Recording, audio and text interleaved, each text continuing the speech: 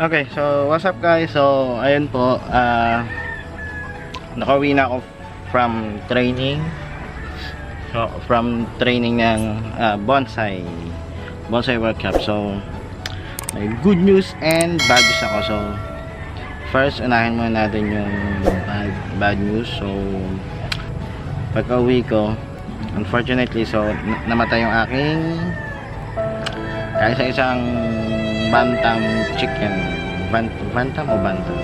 Basta yun, so namatay yung aking kaisa-isang chicken, bantam chicken. Yun yung maliit na manok. So namatay siya. Hindi siya nabantayan ng mga kainiwan dito. So hindi nila napansin yung nakapatong doon sa yung bubong niya sa kulungan. So nilipad siya ng hangin. And then wala silang cover. So ayun, so hindi kinaya yung init. So pagdating ko, patay na siya. Actually nag-iisa na lang siya kasi before dalawa siya, isang pare siya, isang lalaki tapos isang babae na bantam chicken. Yung isa, yung lalaki, namatay siya gawa ng pusa. So may mga gumagalang pusa kasi dito na ayun, nangangain ng manok, nangangain ng mga sisiw. Pag malaki na naman, hindi na kinakain. Pero yun nga lang, ayun. So then good news nakaligo na ako. So kanina wala kasing tubig kanina. So ngayon pagdating ko, nagtubig na. So simula kahapon wala kaming tubig hanggang kanina umaga.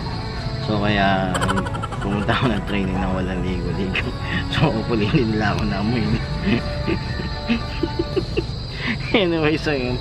So ayun nga, so bad news, namatay ang aking chicken. So kahit sa isa siyang bantam chicken. So good news. Kasi ayoko na maging nega itong vlog ko. First or second ko pa lang to. Part 2 ng first vlog ko. Kasi part 1 pumunta ako ng bonsai training. Part 2 umuwi ako, mag-uwi ko pala yung aking bantam chicken. Gusto ko magalit, wala na, patay na. Saka hindi ko rin naisip na i-secure siya. So dapat ang inilagay kong patong or yung bubong nila, yung hindi liliparin ng hangin. Another good news pala, so syempre since galing ako ng training, may mga naharpat ako, marami ako naharpat. May mga naharpat akong seeds, then may nabili din akong variety ng mulberry. So paborito kong halaman kasi mulberry. So nagko-collect ako ng mga variety ng mulberry. Meron na akong before may nagbigay sa akin ng I think Indian variety, and hindi pa ka-aware sa mga variety ng mulberry nun. May mga nakita lang ako nagpo-post ng mulberry na halaman sa Facebook. So na-intriga ako. So meron akong friend na meron daw gano'n. So humingi ako. So binigyan niya ako ng isang mulberry. Then from there, medyo naating ako kakakolekta ng mulberry. So yung una may nagbigay sa akin, hindi ko rin alam, parang local variety siya. And then second, meron akong ano ba tayo dito, Indian variety. Then nagkaroon ako ng Illinois variety. Then ano ba, pagkatapos may nagbigay sa akin ng Australian variety.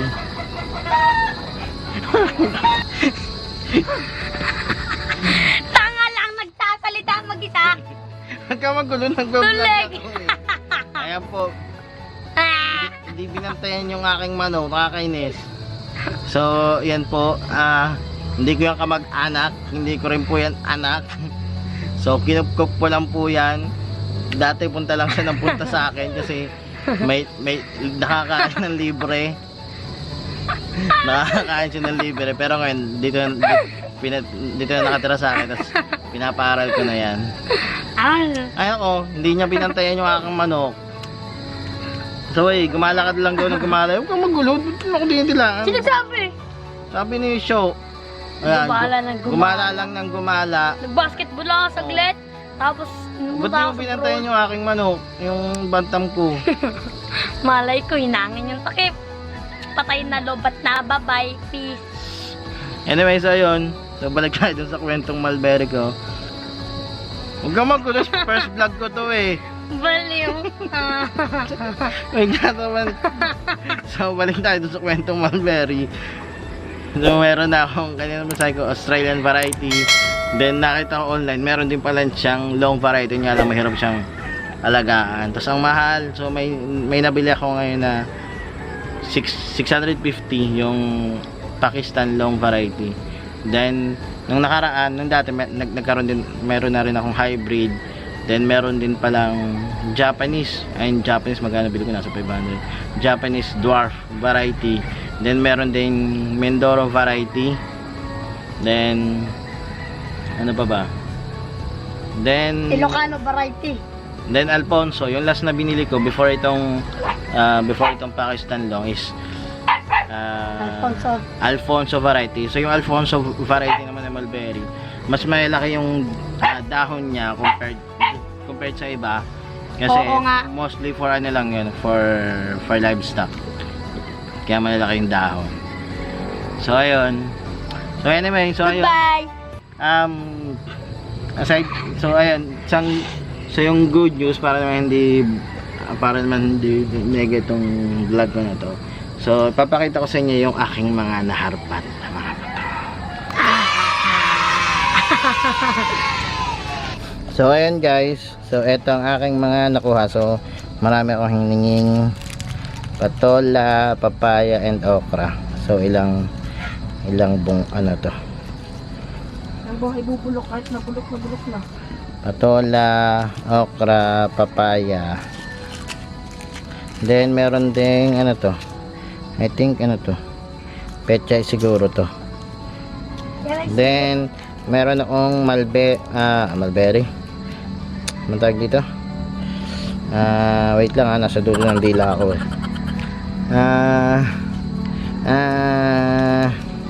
Blue Ternate na double petal. And then high cuttings ng hybrid mulberry. And then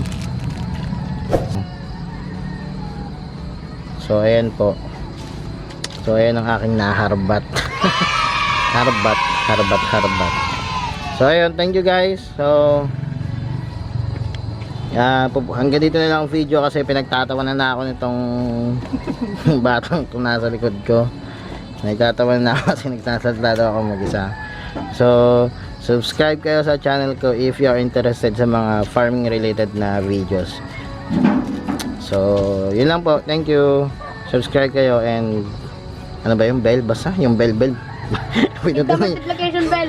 Ano yan? Hit the multiplication bell. Ay, multiplication bell. Yan, Anong multiplication gagawin? bell. Subscribe and hit the multiplication bell. Multiplication? Ano ba yun? Multiplication. Hindi. Variety bell. Yun na yun. Ha? Alien.